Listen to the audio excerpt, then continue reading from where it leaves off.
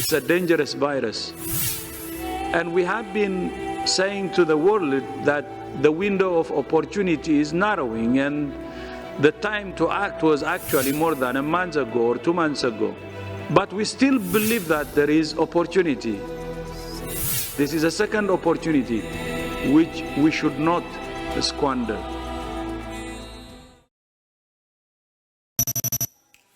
The Armed Forces Chief of Staff General Filimon Santos has contracted the COVID-19 virus. Because of possible exposure to Congressman Eric Yap, who has tested positive for COVID-19, the Presidential Security Group will go on lockdown. COVID-19 cases in the country have reached the 800 mark as the Health Department records almost 100 new infections. The number of COVID-19 cases in the U.S. has surpassed that of China's, making it now the most infected country. And there's no excuse for anybody not to wash our hands. Government authorities say there's enough supply in Metro Manila until the end of summer.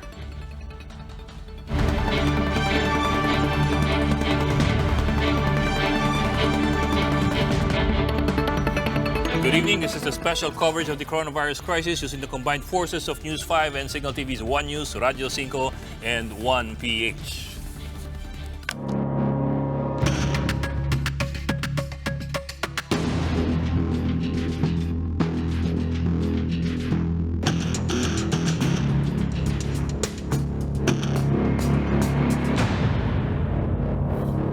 The new coronavirus has reached the highest-ranking military official in the country. We're talking, of course, about AFP Chief of Staff Filimon Santos Jr., who has tested positive for COVID-19. This was confirmed by Defense Secretary Delfin Lorenzana, saying he was informed by Santos after receiving his test results on Thursday. Santos says he was on home quarantine since March 24 after coming in contact with a senior military officer who also tested positive for the coronavirus. Lorenzana will undergo self-quarantine for 14 days after he had close contact with Santos on 2 occasions recently. Tourism Secretary Bernadette Romulo Puyat says she will also undergo self-quarantine after being exposed to Santos. At nagdeklara nga po ng lockdown ng Presidential Security Group sa Malacañang Complex matapos ma-expose kay ACT-CIS Party List Congressman Eric Yap. Lahat din ng tauhan ng PSG ay sasailalim na sa self-quarantine. Para po sa update, nasa linyang telepono si Maricel Halili. Maricel, ilang PSG personnel ang naka-quarantine? Oo, lahat nga daw ng naka-duty sa Malacañang Complex at Malacañang Park ng mga members ng Presidential Security Group. Hindi sila allowed na lumabas sa Malacañang. At the same time, bawal na rin magpapasok ng mga PSG na naka-off ngayon. That will be until April 10. Dahil kumbaga yung sinasabi ni Colonel Durante, ang hepe ng Presidential Security Group, yung sinasabi naman nila na lockdown ay applicable lamang doon sa mga members nila ng PSG. Dahil nga daw doon sa nangyaring insidente kung saan na-expose itong si ilang mga opisyal ng gobyerno dito kay Congressman Yap, tapos hindi naman sigurado kung kanino pa na-expose yung ibang mga PSG personnel. So just to be sure na hindi mako-contaminate yung Malacañang, kaya nag-declare sila ng lockdown only for PSG personnel. Okay, Bok, pero I think what you're talking about is, well, for all intents and purposes, hindi pwedeng lumabas yung PSG personnel para hindi sila makapanghawa. But at the same time, they're also the ones tasked with guarding the president. So how will that work? How can they guard the president and at the same time, try to prevent infecting the president if they have the virus? Actually, kahit si President Duterte naka-self-quarantine na rin siya until April 7 naman, ang sinasabi ni Senator Bongo. Bagamat wala kasing direct exposure si President Duterte kay Congressman Yap nung magpositibo siya sa COVID-19, meron kasing ilang mga exposure itong si President Duterte doon naman sa mga cabinet secretaries and government officials na nakahalubilo rin ni Congressman Yap. So just to be sure, pinayuhan daw siya ng kanyang doktor na mag-self-quarantine. As to the question kung paano yung mga magbabantay kay President Duterte, nananatili naman yung close-in security niya. Ang sinasabi ni Colonel Durante, yung mga pinapayagan lang na makalapit na close-in kay President Duterte, ito lang yung sigurado nila na negative sa COVID-19. Pero kahit sigurado sila na negative ito sa COVID-19, they treat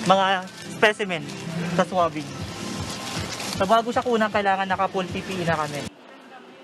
Mula City Hall ay tutungo na sila sa Barangay Hall para kumpirmahin ang address at identity ng mga nagpositibong patient. Kapag meron ng go signal sa barangay, sasamahan sila mismo sa bahay ng kanilang pakay. 3 linggo na raw nila itong ginagawa mula nang makumpirma ang local transmission sa Metro Manila. Bagamat sanay na sa araw-araw na gawi, hindi pa rin daw mawawala ang takot na baka dapuan na rin sila ng virus. Natatakot kami pero mas natatakot kami pag hindi namin na-control yung outbreak. Life-threatening siya pero kailangan gawin. Kasi, marami na rin tayong mga health workers na nagkasakit. Yung iba nawala na. Layo ng Epidemiology and Surveillance Unit na matrace ang mga nakasalamuha o close contact ng mga positibong patients. Kuhanan sila ng specimen at i-isolate ang kaso para mapigilan ang pagkalat pa ng virus. Ganun ka-importante yung contact tracing na ginagawa. At least ma-contain natin dun sa household yung transmission kung hindi natin na prevention. Hindi na siya mag-spread outside the community. Itinuturing ang mga bahay ng mga COVID-positive families na hot zone kung saan ipinagbabawal ang paglabas ng bahay ng mga naninirahan doon. Rarasyonan ng barangay ang mga pangangailangan ng mga pamilyang ito. Pero ang mga frontliner at iba pa nilang mga kasamahan, sinusuong ang panganib at isinasantabi muna ang anumang takot. Sa umpisa, may kasamang kabayan dahil siyempre alam naman natin kung ano yung COVID-19. No? Pero may iba yung pag-iingat naman ng bawat isa sa amin. Sa tuwing bababa kami sa gagawa ng contact tracing. Meron naman daw lodging ang mga frontliner ng QC Epidemiology and Surveillance Unit kung saan doon sila lahat pansamantalang umuuwi hanggat hindi natatapos ang COVID-19 crisis. Every time na pumapasok kami sa mga bahay, naisip ko rin yung family ko, yung mga kaibigan, ganyan. Ayun. Ito yung profession na pinili namin, kaya kailangan namin panindigan. Marian Enriquez, News 5. Malaking usapin ngayon ang COVID-19 virus testing kits. Bakit daw kulang-kulang ang mga testing? Bakit daw hindi gamitin yung mga tinatawag na rapid test kits na ginawa ng China? Kaninang umaga po, ito po ang bumulaga sa marami. Ang balita na pinababalik ng Espanya ang 100,000 rapid test kits na binili sa China dahil sablay ang mga resulta. 30% lang daw ang accuracy ng mga rapid test kits na binili sa China. Anong test kits po ito at kapareho ba ito ng nasa atin ngayon? Yan po yung tanong. Sa nakaraang mga linggo, biglang nagsulputan ng sari-saring COVID testing kits. Ang iba, nangako ng magic na resulta sa loob lang ng 15 minuto. Pag-usapan po natin ang mga test kits na ito. May 2 klaseng test kits po ng COVID-19. Ang test kits na nagde-detect ng mga antibodies natin laban sa virus at ang mga test kits na nagde-detect ng genetic material mismo ng virus. Ito po muna ang unahin natin yung mga antibody test kits. Sila rin po yung tinatawag na rapid test kits. Ito po yung nakuha ng Espanya na gusto nila ngayong ibalik. Ang sistema po nito ay i-detect yung mga antibodies na ginagawa ng ating katawan panlaban po dito sa particular na virus na ito. Mabilis po ito. 10 to 15 minutes lang, may resulta na raw. Para rin po itong home test kits na parang ang pregnancy test kit na pwede mong gawin sa bahay. Ang kumpanya po na gumawa ng mga controversial na test kits ng Espanya ay ang BioEasy. Teka, sumubra tayo. Ang kumpanyang BioEasy. Yan. Dito po. Ang kumpanyang BioEasy na nakabase po sa Shenzhen sa China. Ang tawag sa test kit na ito, ang colloidal immunochromatography method. Ito po yung itsura ng test kits na yan. Lahat po ng kailangan mo nandito na po sa kahon. Yung pasyente na lang po yung kinakailangan. Una po, kukuha ng swab sa kaloob-looban ng ilong ng pasyente. Ilalagay sa isang container na may chemical at matapos ng 10 minuto, ipapatak na ito dito po sa parang cartridge na parang ang test kit ng pregnancy. Ito po ang lalabas sa pag-positive yung inyong resulta. 2 linya po, kita naman sa TV. Para talaga siyang home pregnancy kit. Pag negative naman, ito po, 1 linya lamang po ang lalabas. Ito po yung positive, yung 2 linya. Pero ang problema nga po nito, very inaccurate po siya. Kaya't karamihan po ng gobyerno ayaw po itong aprobahan. Nagresulta kasi ito sa mga false positives o sasabihin na meron kang virus kahit wala or false negative na mas malala. Dahil sasabihin na wala kang virus pero meron ka pala. Malaking problema po ito dahil kung positive ka pero negative ang resulta, malamang magkakalat ka pa ng virus sa kapaligiran. Kahit sabihin ng kumpanya na 80% accurate siya, ibig sabihin po nito, isa sa bawat tests isa sa bawat 5 tests mali. Sa Espanya na 30% accuracy lamang daw, ibig sabihin na 2 sa bawat 3 tests nila mali pala yung resulta. Doon naman po tayo sa ikalawang method, yung pong virus detection method. Ito pong ginagamit natin ngayon at ito raw ang uri ng test na dinonate sa atin ng China. Ang tawag po sa kanya ay yung Reverse Transcription Polymerase Chain Reaction Test o tinatawag lang natin na PCR testing. Ito po ay very, very accurate at very, very sensitive sa existence ng virus doon po sa inyong swab sample. Pero ang problema po nito medyo komplikado at medyo mahal kasi kailangan po niya ng molecular laboratory kagaya po ng nasa RITM at yung sinusubukang itayo ng Marikina City Hall. Yung pa, medyo matagal po siya at minimum meron siya 2 o 3 oras pero minsan ilang araw depende po doon sa makina. At the same time po, it is recommended by the WHO because of its accuracy. Hindi po kagaya ng isa. Also po, yung RT-PCR test, ito po yung sistema niyan. It will amplify or reproduce the virus genetic material na nandun po sa sample na kinuha doon sa pasyente. Ibig sabihin po, pararamihin niya yung genetic material ng virus na nakuha doon sa, for example, sa inyong lalamunan o sa inyong ilong. Kaya po medyo delikado siya pag hindi po gamay o hindi sanay o walang training yung gumagawa ng operasyon. Patapos po ng amplification, i-detect na po kung yung genetic material na nandun sa sample ay yung COVID-19 virus. So, ganun po ang kanyang sistema at ganun po, siya po ay mas matindi yung accuracy. Samantala, kinumpirma ng Department of Education na isang opisyal ng ahensya sa Mandaluyong ang nagpositibo sa COVID-19. Kasabay po nito, naglatag ng mga panuntunan ng DepEd para sa paggamit sa mga eskwelahan bilang mga quarantine areas. Para po sa detalye, makakausap natin sa linya ng telepono si DepEd Undersecretary Nepo Malaluan. Sir, good evening and thank you for joining us. Yes, magandang gabi sa iyo, Ed. Sir, ano po yung guidelines ng DepEd pagdating doon sa paggamit nga ng itong mga classrooms?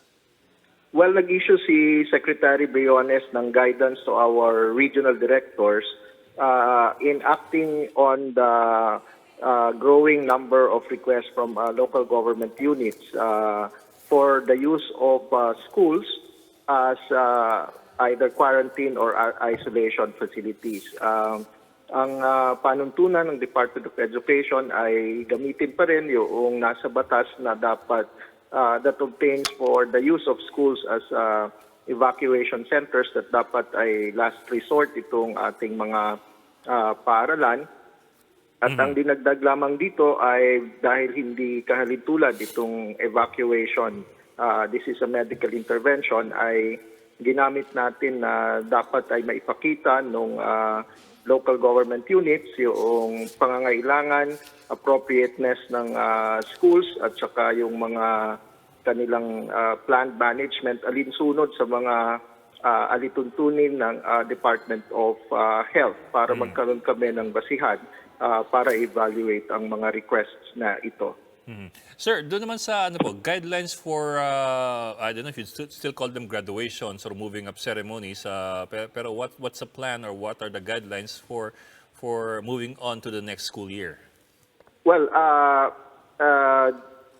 nung nagkaroon itong mga suspensions of classes on account of COVID at saka nung magkaroon ng enhanced community quarantine ay pinag-desisyonan na ng Department of Education ang all eventualities in relation dito sa natitirang remainder of the school year 2019 to 2020. Mabuti at tayo nasa end of school year na and ang assessment ng PID natin ay lahat ng competencies ay na-cover na. Ang naapektuhan ay yung mga ibang schools na hindi nakapag-sagawa ng final test or yung fourth quarter final exam. But we already gave instructions on how the final grades can be computed. With respect to the graduation, we gave the window of April 13 to 17 to choose, and the local governments will, no, not the local governments, but the schools will make a determination if they can proceed with the graduation depending on the circumstances on the ground. At kung hindi makapagsagawa, they will have to consult the PTA leadership kung ipopostpone nila ito o kaya ay ika-cancel totally. So we leave it to the school level for their assessment of the obtaining situation on the ground. Mhm. Well, sir, dun po sa DepEd official na nag-positive po, of course, without naming names, what can you tell us about the official? Well, immediately itong mag-test ng positive ito ay aming on our own within the DepEd family. We did our check of our internal contact tracing with respect to the immediate DepEd family. So far, ay wala namang nag-exhibit from either the colleagues of this personnel who is currently still confined but recovering. That's our update. But so far, from his contacts that we have traced on our own, ay wala namang nag-exhibit ng symptoms. At the same time, we have referred this as per protocol to the Department of Health, and the Department of Health is supervising the official or formal contact tracing and notification to all parties that may be identified. So that's the situation on that. Siya po ba'y sa main office nakatalaga or Siya ay isang supervisor sa isang local division natin dito sa Manila. Ang colleagues niya ay yung mga nakakatrabaho niya, but he's not with the central office. Okay, maraming salamat po, DepEd Undersecretary Nepo Malaluan. We are pausing for a quick break, but after that, the Health Department reports that COVID-19 cases in the country have reached the 800 mark. These and more when we return. Keep it here on One News.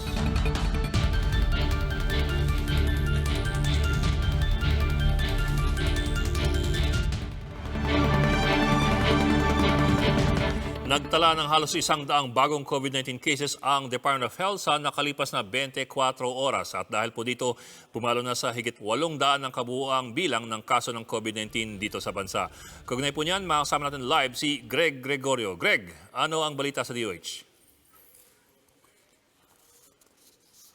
Boka, halos 100 nga o 76 na mga bagong karagdagang kaso ng COVID-19 ang naitala ng Department of Health simula kahapon.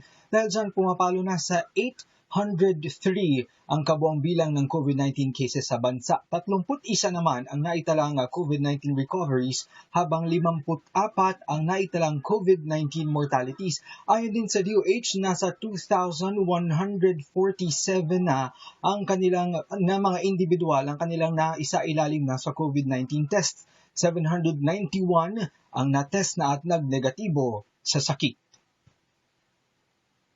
Para naman sa mas mabilis na testing, ayon sa DOH, nakapagpadala na sila ng tig 5,000 testing kits sa 5 subnational laboratories sa bansa para makapagsagawa ng COVID-19 tests. Yan ay ang San Lazaro Hospital, Vicente Soto Memorial Medical Center, Southern Philippines Medical Center, Baguio General Hospital. Kaya daw ng mga laboratoryong ito na magsagawa ng 80 to 160 COVID-19 tests kada araw. Inaasahan na rin maibigay ng RITM ang sertifikasyon ng mga ito ngayong araw para makapagsagawa na ng tests. Ang isa namang subnational laboratory RITM ay nakatakdang mabigyan ng karagdagang 10,000 test kits. Bukod sa mga laboratoryong ito, may 30 private at public laboratories na rin daw na nagpahayag ng kagustuhang magsagawa ng COVID-19 tests. Nabigyan na daw ng mga ito ng self-assessment tool para malaman kung pasok sa standards ang kanilang laboratorio. Ang ilan pa sa kanila ay nabisita na ng DOH. Gaya na lamang ng St. Luke's Medical Center sa Quezon City at sa Global City, Makati Medical Center, The Medical City Armed Forces Research Institute for Medical Sciences, Western Visayas Medical Center at Bicol Public Health Laboratory. Gaya ng sa binuong laboratorio ng Marikina LGU, binibigyang diin ng DOH na kinakailangan tiyaking walang exposure ang mga sample na dadalhin sa mga laboratoryong ito doon sa ibang tao maliban sa mga magsasagawa ng tests. Ang sa Marikina, kinakailangan daw makahanap ng hiwalay na opisina o may freestanding space. Narito ang pahayag ng Department of Health. Ang specimens po na kinukuha natin sa ating mga kababayan kapag sila ay tinest ay live virus. Ibig sabihin po, yun pong mga nakalagay dun sa ating lalagyan para itest at dalhin sa laboratorio ay naglalaman ng buhay na virus. Siyempre po, ayaw nating ma-expose at potentially mahawa ang ibang mga taong pumapasok o lumalabas ng building na katatayuan sana nitong COVID-19 laboratory. Nagbigay babala rin ngayon ng DOH laban sa mga ospital na gumagamit ng unregistered testing kits. Hagat di raw ito naaprubahan ng Food and Drug Administration ay hindi ito pwedeng gamitin sa bansa, lalo posible itong maging sanhi ng kapahamakan. Ipinapaalala rin sa publiko na ang COVID-19 testing kits ay hindi basta-basta nabibili at ginagawa lamang sa sertipikadong laboratorio. Pakinggan natin ang pahayag. Illegal po yan. Katulad ng sabi ko kanina, yun pong hindi mga rehistrado ng Food and Drug Administration ay hindi po legal. Ibig sabihin po, maaring makasama sa inyong kalusugan dahil maaring magbigay po ng false negative or false positive na test at maaring ikapahamak nyo at ng inyong pamilya o di kaya ang inyong komunidad.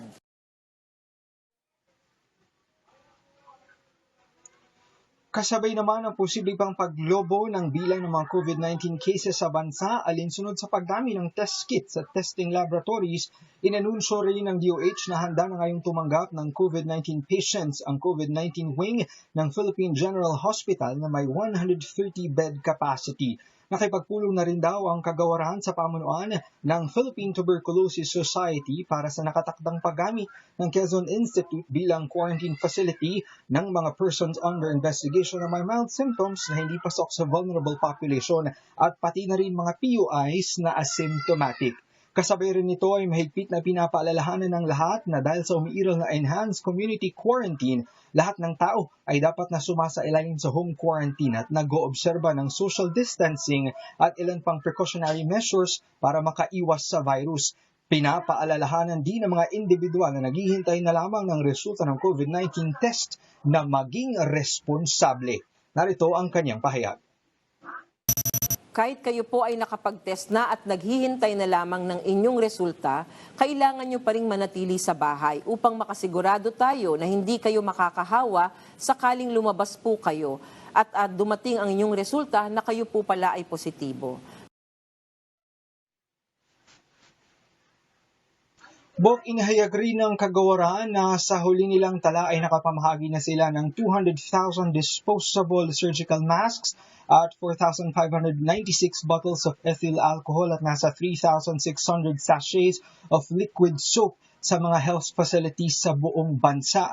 Nagpapatuloy din daw ang pagbili nila ng iba pang mga PPEs, gayon din ang pagtanggap ng mga donasyon na siya rin ipapamahagi sa parehong private at public health facilities na tumutugon sa COVID-19. Samantala, kinumpirma rin ng DOH na isa na namang opisyal ng kagawaran ang nagpositibo sa COVID-19. Sa ngayon ay stable naman daw ang kondisyon nito at binibigyan na ng medical care dahil sa nararamdaman niyang mild symptoms. Bok, balikan ko lang yung sinabi mo kanina tungkol doon sa yung mga test kits na hindi otorisado ng DOH. Ibig sabihin ito'y illegal, ibig sabihin ito'y pwedeng, yung mga nagkakalat ito'y pwedeng hulihin, yung mga nagbebenta ay pwedeng i-prosecute. Ganun ba? Yes, ang babala ni Yusek Vergere kanina, illegal nga daw ito at meron itong karampatang parusa. Hindi lang niya nabanggit kung saan, kung anong batas mismo ang nagtutukoy dito. Maaring ito ay patungkol sa mandato ng FDA na magbigay na magrehistro ng mga katulad nitong test kits na dapat na ibibenta lang dito sa bansa. At delikado itong mga test kits ito dahil if they're inaccurate, then they will give you a false reading. So baka akala mo negative ka, yung pala positive ka at magkakalat ka ng lagim. Yes, Bok, tama. Yun ang sinabi mismo ni Yusek Vergere dahil hindi nga ito dumaan sa FDA. Posible itong magbigay ng false negative o false positive results. Pagka false negative, maaring yun ngang pasyente ay lumabas, makisalamuha sa kanyang pamilya. It turned out, positive pala siya at yung virus ay lalo pang kakalat, hindi lang sa kanyang pamilya, kundi pati na rin sa komunidad. Malaking problema yan sa bansa kung sakali nang mangyari. Bok? Okay, maraming salamat, Greg Gregorio. And let's look at the latest COVID-19 situation in the country via this tracker created by the Department of Health. Cases are still concentrated in Metro Manila, the big yellow spot over there. We now have 803 confirmed COVID-19 cases in the country, while 54 have died from the virus. 2,287 people have been tested so far for COVID-19. There are 69 COVID-19 patients admitted in St. Luke's Medical Center in BGC, 54 in St. Luke's Medical Center in Quezon City, 53 at the Medical City in Ortigas, 38 at the Asian Hospital and Medical Center. I'll divert your attention to this map over here where you have the map of the Philippines. Makikita po natin dito pa lang sa Luzon, we now have a clear corridor of infections of COVID-19 dito sa baging ito ng Luzon. Let's zoom in a bit at makikita natin yung mga tinamaan na lugar. Well, for example, ito, sa bagay ito, nung isang araw pa to, may kaso na po dito sa Tuguegarao sa Cagayan, pero maliban dyan, meron na pong mga kalat-kalat dito sa bandang malapit sa Santiago, sa Bayumbong, sa Biskaya po yan. Siyempre sa Baguio meron na, Agoo meron na rin po, at Dagupan, Urdaneta, San Carlos City malapit, at meron din dito further down sa Tarlac. At Cabanatuan, Botolan, Zambales, meron na rin po, Angeles City, San Fernando, Hagonoy, Malolos area, at sa Balanga, Bataan. Ito po ang Quezon City, Manila area. Ayan po yung talagang mainit na mainit. Meron na rin po doon sa Santa Cruz. I think that's is it Santa Cruz, Laguna? Yes, Santa Cruz, Laguna ata to. San Pablo and so on down the line. Lucena, Batangas City, Marinduque. Yan po. And you would see some spots in portions of the Visayas and also in Mindanao. Pero nakita nga po ninyo yung concentration talaga. You have a clear corridor of infection dito po sa string na ito sa bandang Luzon. And now, doon po tayo sa age group naman po. Wala naman po masyadong pagbabago dahil doon sa age group po natin.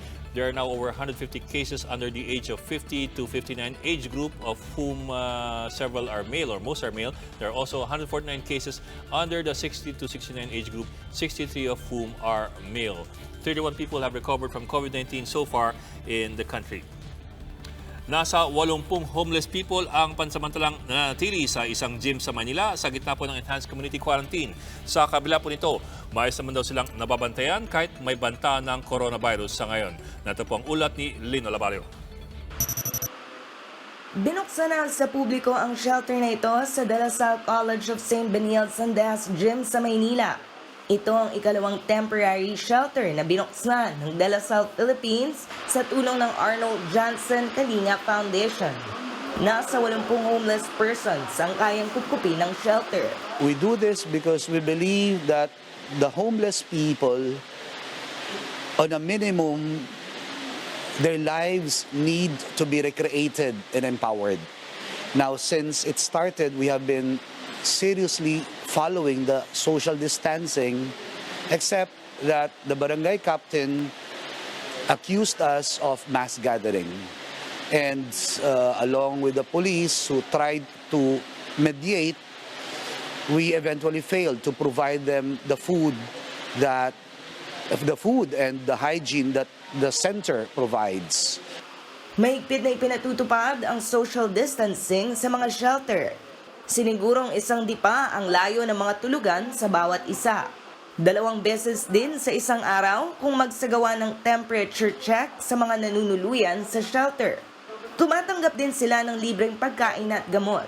habang ang kanilang mga personal protective equipment ay bigay naman ng Philippine Business for Social Progress, maging ang mga relief items. Yung mga bed, yung mga kama po na yan, galing po yan dyan sa Lasal, sa kabila.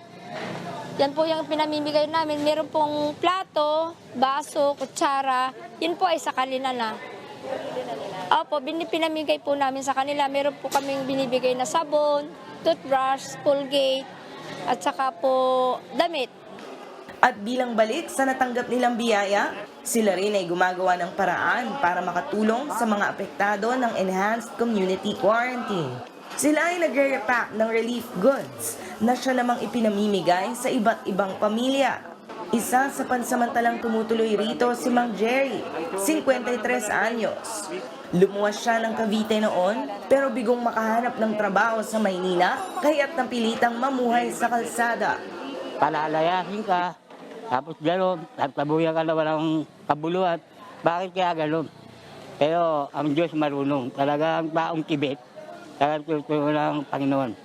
Nagpapasalamat din si Angelo Salinas dahil bukod sa nabigyan sila ng ligtas na matutuluyan, nagkaroon sila ng mahalagang papel sa gitna ng krisis na kinaharap ngayon ng bansa. Unang-una kasi, lahat po ng mga sidelines, tulad ng mga pangangalakal, wala po kami mapagkukuha ng tsak na pagkukuha na ng pagkain. Malaking tulong sa amin to kasi unang-una, merong tamang supply ng pagkain, gamot, tapos malayo sa virus. Lynn Olivario, News 5. Coming up next, parts of Metro Manila are still experiencing water shortage amid the enhanced community quarantine. But the NWRB insists there is still enough water supply. And other airports in the Philippines have also stopped their commercial flights after some provinces declared enhanced community quarantine. These and more when we return. Keep it here in One News.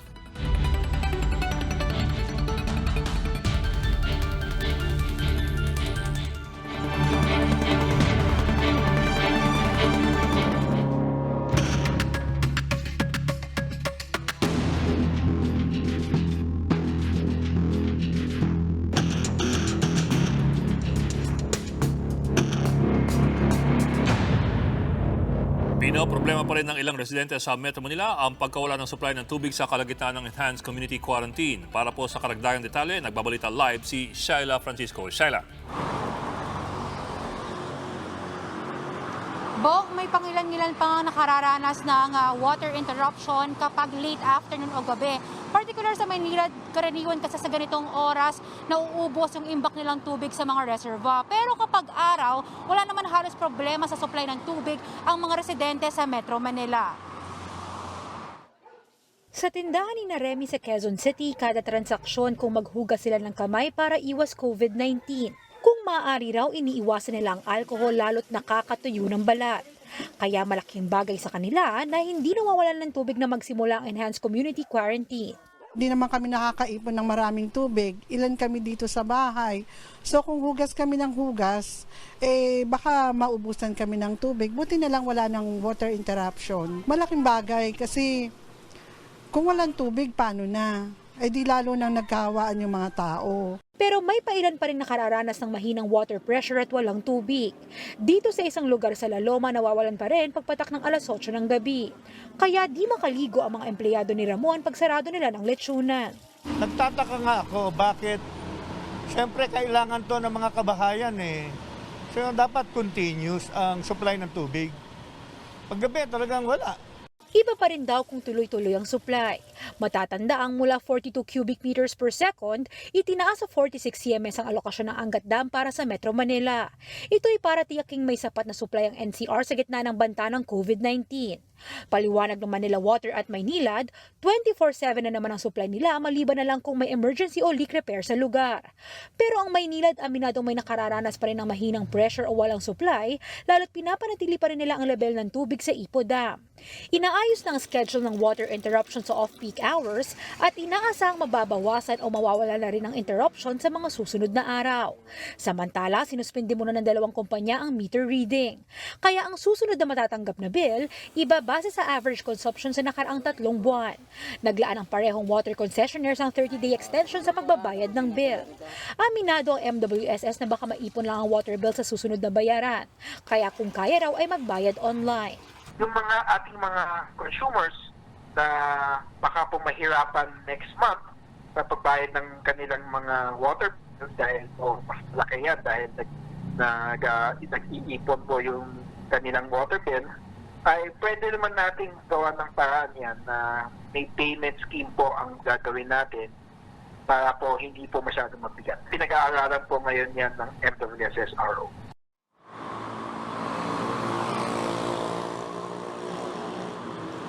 Bok, ayon sa National Water Resources Board, kakayanin pang hindi bawasan ang alokasyon ng tubig sa Metro Manila hanggang Abril. Sasapat pa naman raw kasi yung supply ng Angat Dam hanggang magsimula yung tag-ulan. Bok? Bok, tama ba intindi ko na nagkakaroon ng water interruption sa ilang lugar paggabi dahil nauubos yung nasa reservoir? Pero na-replenish naman to kinagabihan para sa araw meron ng tubig.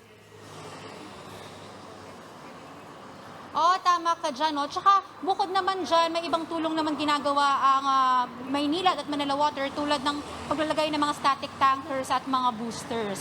Bok? So does that mean that it is not a supply problem, it is more of a water management problem? Ibig sabihin, yung pagmamanage ng amount ng tubig na dinadala from the dams to the reservoir and down the line. It is more of that than it is a problem na kulang tayo ng tubig doon sa mga dams. Tama ka dyan, no? Kasi ang sinasabi sa atin ng Maynila ng mga nakaraang araw, in particular, kasi mga customers nila yung usual nakararanas ng water interruption, minamanage pa rin nila yung tubig doon sa Ipo Dam na isa pang alternatibong pinagkukuhanan ng tubig. Bok? Okay, maraming salamat, Shaila Francisco. Well, we have some breaking news. The Research Institute for Tropical Medicine, or the RITM, says that ACT-CIS Party List Congressman Eric Yap is actually negative for COVID-19. The RITM apologizes. We have here the statement from the RITM, and I shall read it to you verbatim from the RITM Facebook page. It's actually a statement posted on the Facebook page. We wish to publicly apologize to Congressman Eric Yap of ACT-CIS Party List for forwarding a report of his COVID-19 results that displayed a clerical oversight. Representative Yap remains negative of COVID-19. His results are by no means a false positive. Ibig sabihin, hindi siya false positive. Okay. This isolated incident was brought about by an encoding error which was discovered late last night by the Molecular Biology Laboratory of the Department of Health Research Institute for Tropical Medicine, or the DOH-RITM. We maintain that our testing process is compliant with the World Health Organization protocol and that our results remain accurate despite this incident. The polymerase chain reaction PCR testing procedure still stands as the gold standard in detecting the genetic sequence of the SARS-CoV-2, the virus that causes COVID-19. Again, we profusely and sincerely apologize to Congressman Eric Yap for the unnecessary discomfort this incident has caused. The individual responsible for the incident was enlisted as an augmentation staff from outside the regular workforce of the laboratory. The said employee is already being dealt with administratively. For the assurance of the public, we have reviewed all results that we have previously forwarded, and we affirm that this incident remains isolated. We have also added another layer of verification for all succeeding reports that we will submit.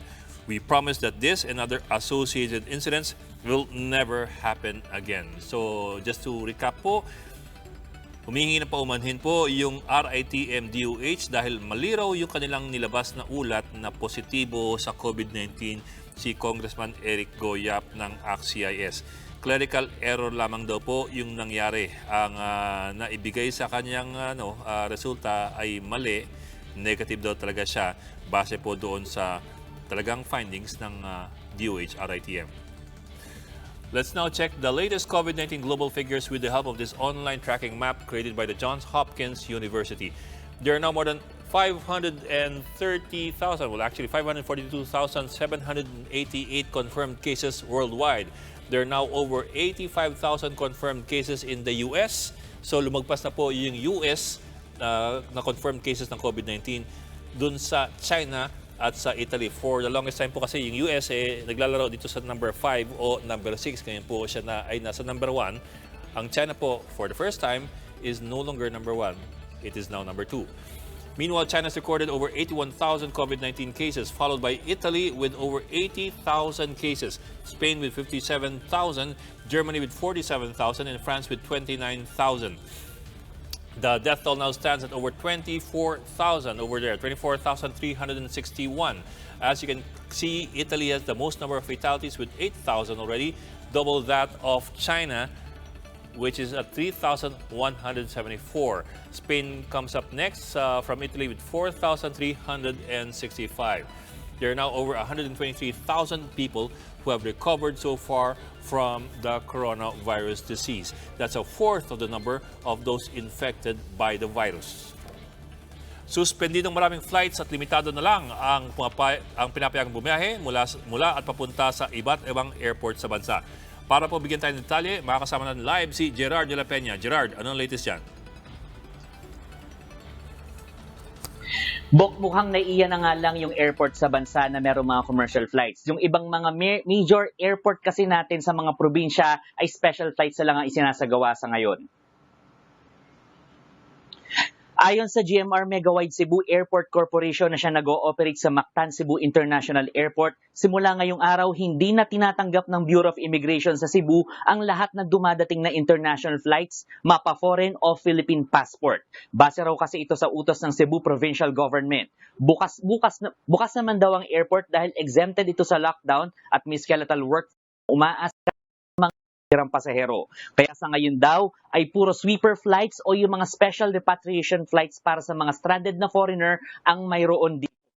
Yung mga flight na itinaayos ng Departments of Tourism at Transportation at iba't ibang embassy, kaya as needed ang pag-schedule sa mga flight na ito. Wala na rin mga domestic flights kaya walang Pilipino nakakaalis mula sa airport ng Cebu.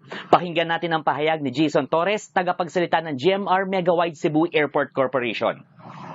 Based dun sa order ng Cebu Provincial Government, all arriving international passengers, whether holding Philippine or foreign passports, will already be denied entry into Cebu Province, actually starting today, 12:01 this morning, 12:01 midnight today, Friday. So in short, wala na nga makakapasok na international passengers.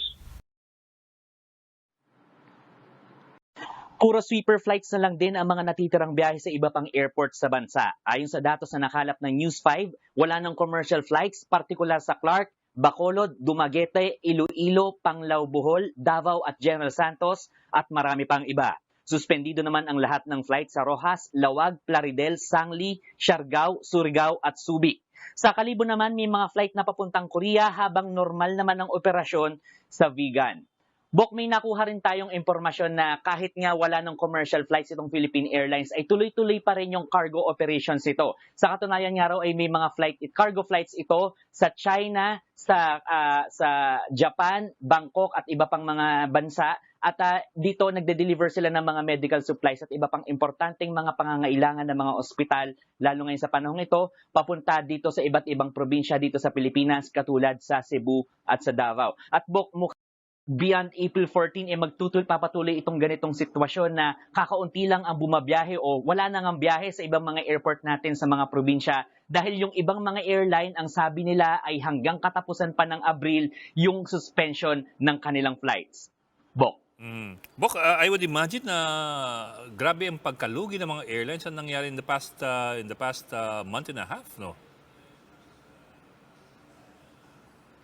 Tama yan, Bok. Sa katunayan, ang projection ng mga airlines, hindi lang yung mga nandito sa Pilipinas, kundi yung mga foreign carriers. Ang projection nila mukhang nga abutin ng 3 hanggang 5 years bago ma-recover itong mga losses na ito. Dahil syempre, it would take time bago magkaroon ulit ng demand para sa mga flights. Kasi syempre, kahit mawala ngayong taon itong problema natin sa COVID, ay mag-aalangan pang bumiyahe ang maraming mga Pilipino o ang maraming mga pasahero papunta sa iba't ibang bansa. Bok. Maraming salamat, Gerard de la Peña. And we have on the line Congressman Eric Yap. Congressman, thank you for joining us. Sir Ed, good evening po. Good evening po. Well, I'm certain you have heard the good news dun sa resulta ng RITM na talaga yung totoong resulta finally has come out. Yes, Sir Ed. Nakausap ko po mga 30 minutes ago si Dr. Carlos ng RITM. Tell us about it. Anong pagkapaliwanag sa inyo? Pinaliwanag naman niya na hindi ako false positive kung hindi negative. Nagkaroon lang daw ng parang incident na hindi ko alam kung ano yung nangyari pero magdadala po sila ng report sa akin mamaya daw. Pero ang sabi ko naman, hindi naman importante yung report nyo. Ang importante, yung mga test pa ng ibang kababayan natin, may ayos lang natin at naiintindihan ko po sila dahil syempre po, ito po ay bigla ang pangyayari. Walang nag-expect nitong virus na to at alam ko po, wala naman pong perfecto. At sigurado po medyo overworked na sila by this time kasi dagsaan yung mga test results. Yes, tama po no na ako po ang hinihiling ko lang magtiwala tayo sa RITM dahil isolated incident lang po to at sila po lahat ginagawa nila makakaya nila para maiayos po. Pero po, were you given the assurance na ito pong huling resultang binigay nila sureball na po ito? Sinabi po nila na talagang negative po, pero ganun pa man, ako po ay naka-isolate pa rin, tatapusin ko na lang po itong 14 days. Opo. Congressman, how many times were you tested? Was this only one time? Or kasi sometimes, sabi nga ni Yusek Vergere, minsan nakakadalawang test yung tao just to counter-check yung first result. Isang beses lang po tinest. Ito pa rin po yung March 15. At sa akin po kasi, nahihiya naman ako sabihin magpa-test ulit dahil baka may mga ibang nangangailangan. But since mag-isolate pa rin ko ng 14 days, siguro hindi ko nahihingin magpa-test pa ako para hindi po masayang yung test kit na gagamitin pa sa akin. Kayo po, what's on your mind now? Do you have any plans as far as the RITM is concerned? Sir, wala po talaga. Ang nasa akin po, pagpapasalamat at ito, samantalin ko na yung pagkakataon, hindi po talaga ako nagsinungaling sa akin health. Yung sinabi ko po lahat, yun po yung totoo. Yung na-expose po ko nung una kay Secretary Artogade, pero nag-negative po siya. Kaya wala na po akong exposure sa taong positive. And then, wala po talaga akong sintomas na nararamdaman. Kaya po ako nagpunta ng Malacañang para magtrabaho at nagpunta ng special session para magtrabaho. Dahil lahat po yun, bago ko puntahan yung event, tinatawagan ko yung DOH kung pwede ba akong pumunta. At tinatanong nila ako kung may nararamdaman. Lahat po yung sinagot ko, wala. Yung nga lang po, it does throw a cloud over the other test results released by the RITM. For other people, whether they're political personalities or ordinary people who had to be tested, it does throw a cloud of doubt over the test results of other people. Yun naman, Sir Ed, ang hihingin ko rin sa ating mga kababayan, kailangan po talaga natin magtiwala. Then sila naman, they assure us na nung 25, dun, yung result nung 25, dun po nagka-problema lang talaga. Yun sa akin lang daw po. Okay. Have you been in touch po with anybody from Malacañang? Kasi the PSG was earlier threatening to file a case against you. Actually, Sir Ed, ako naman kahapon, ayoko na sagutin yung tanong sa akin na yun kasi gusto ko sana magpalakas, magpagaling bago ko sagutin. Pero ang akin naman po isa lang, yung sinilapan ko pong papel sa Malacañang, wala po kong sinabi doon hindi totoo, wala rin po kong kulang na ilinagay doon. Lahat po ng totoo at kompletong detalye ilinagay ko po doon. At nagtatanong pa nga ako sa PSG kung ano to at ano to. At lahat po yun sinagutan ko talaga. Well, Congressman, it's good to know that you're well and we hope it continues that way. Maraming salamat po, Congressman Eric Yap on the line. Thank you, sir. And that's the latest on the enhanced and expanded community quarantine in Luzon. For more updates, follow News 5, The Philippine Star, and Business World Online. I'm Ed Lingao, We Are One News.